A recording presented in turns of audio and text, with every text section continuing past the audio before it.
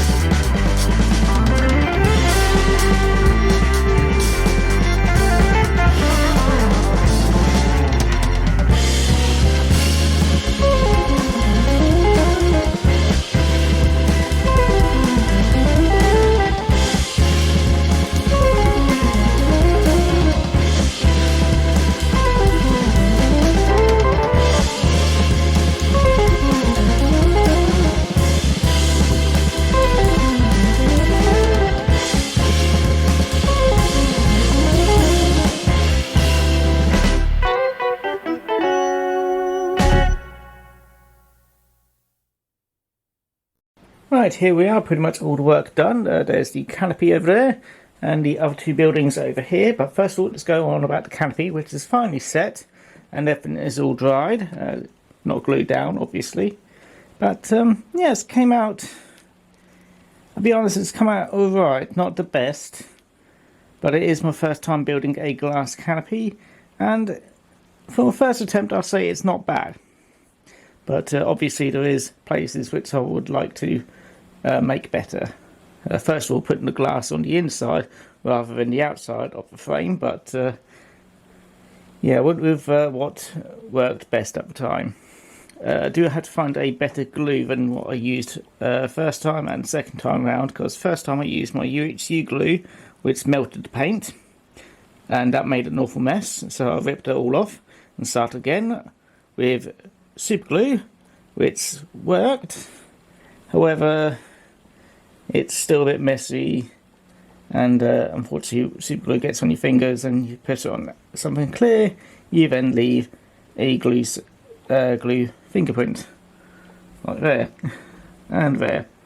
But we'll just call it slightly not quite as clean glass. Somebody needs to go up there and give it a clean. But still, for a first attempt, it's not too bad. Anyway, on to the other buildings, which have turned out a bit better. Right, so I'll just mention what these two buildings are. Here we got a diesel traction motor, traction motor depot, so I got one of them. I did try to make two doors on the front and back, but unfortunately that wouldn't have worked because I've got a point right there. The crane will have to stay there as well. But still, it looks alright. Took way longer to build than I planned, but never mind. I do need to add a few more little bits and pieces onto both this and the other building. Mostly just to say, no, it's a traction motor depot, little sign on the side, maybe a couple of other signs here and there, just to add a little bit more extra bits here.